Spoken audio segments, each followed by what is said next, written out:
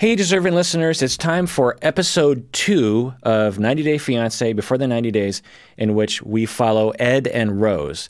So let's see what happens in episode 2. My name is Dr. Kirk Honda. I'm a therapist and I'm also a professor.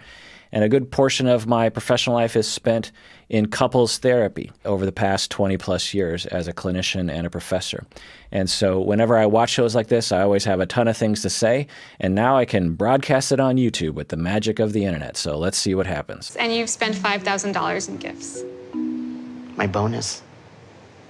Does that sound normal to you? Well, not the way you say it. Yeah, it's fine for his coworker to be concerned. I just wish more of these friends would be like, so I just have to say, I'm worried about you. I like you. I don't want you to get hurt. And the things you're telling me just make me worried. I don't want to claim that I know the situation very well, but I'm just worried for you.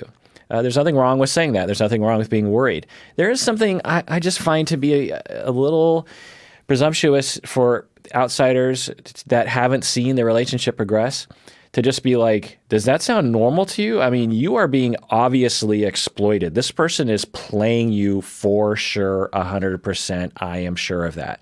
You don't know that. So I just wish that people would calm down a little bit. Again, there's nothing. Now, is he being played? Totally possible. Is this a legit relationship? Totally possible. Is it something in between? Is it both? Totally possible. As friends, so one of the things that actually keeps me in business, honestly, is just how bad friends and family are when advising people in messy or sticky relationship situations.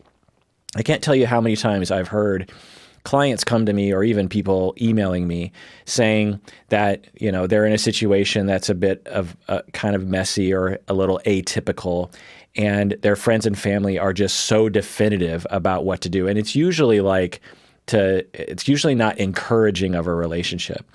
Examples might be like you've been married for 10 years and your spouse cheats on you, and you go to your friends and family, and almost universally everyone around you will say, well, you got to break up with that person.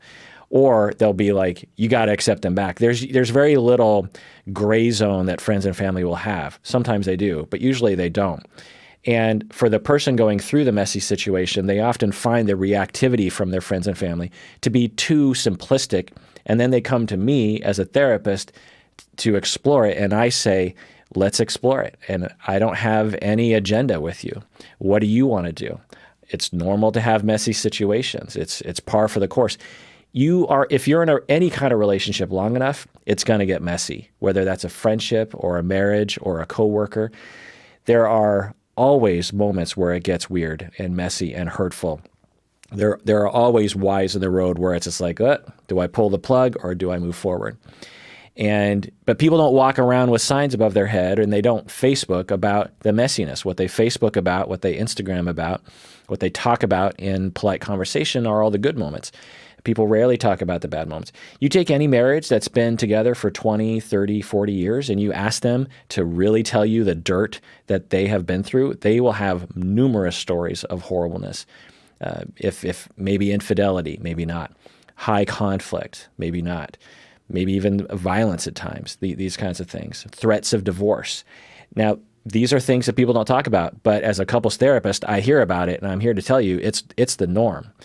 I have a best friend, Umberto. He is my co-host on this podcast a lot of times, and we have been very close for, 15 years or something. And there were times when we both thought our conflict rose to the level where we didn't want to be involved with each other.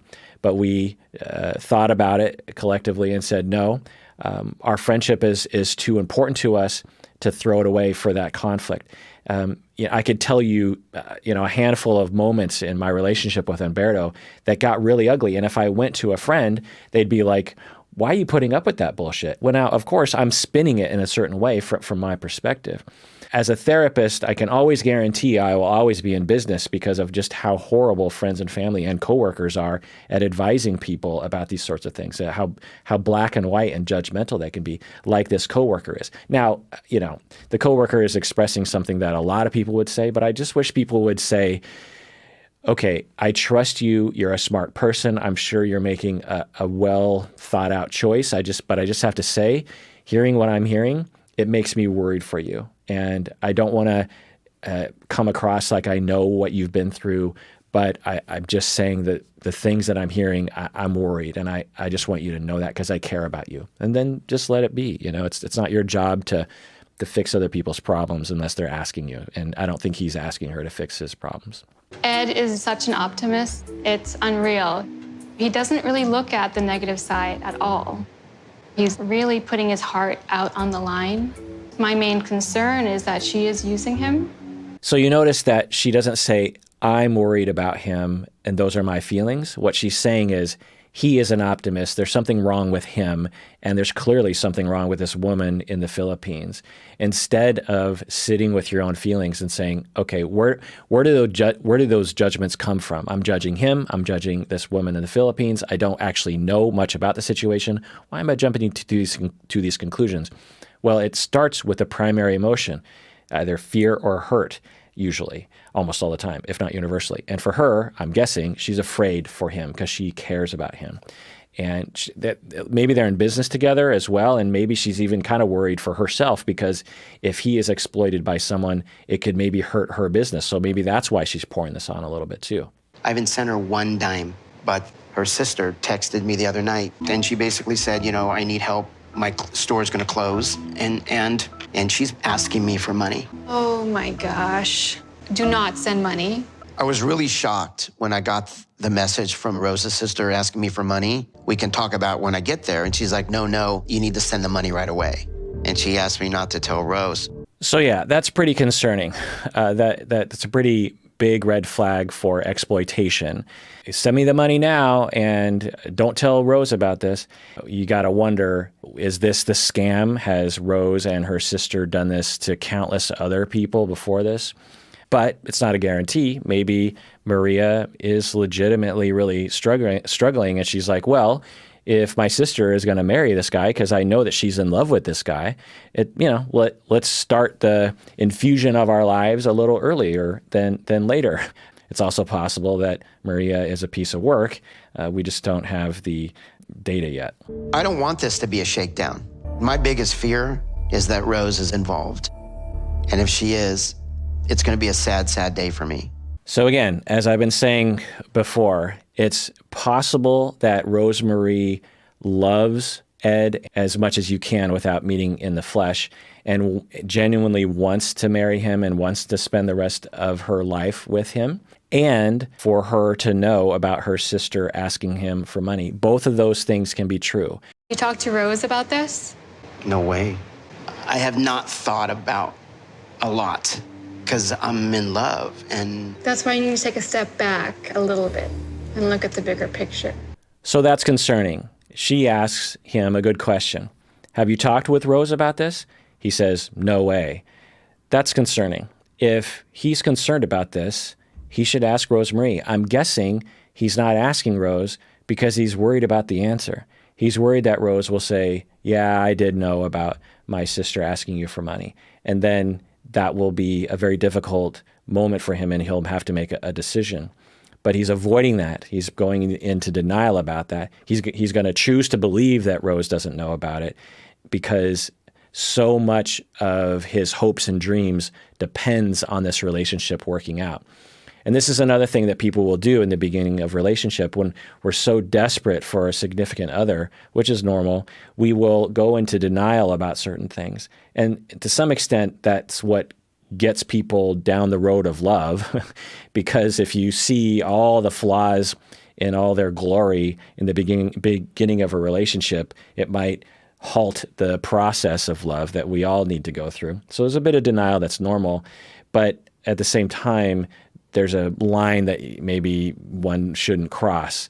If the bottom line is that if you're truly wanting to marry someone, you should strive for the ability to ask tough questions of each other. Like, so did you know about your sister asking me for money? Now, let's say the answer is yes. Well, there's nothing wrong with Ed saying, so it kind of hurts my feelings, this whole situation. I'm feeling exploited. I just wanted to let you know that. And I'm also worried now that you're just in this for the money. I don't want to accuse you of that, but I guess people are telling me that, and it's just getting under my skin. Can you please reassure me that that's not true?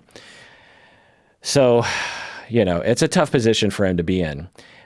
I'm sure as the show progresses, they'll get to know each other better, and this will all reveal itself. But we just don't know right now, right? I understand why my friends and family are skeptical of Rose. I get that.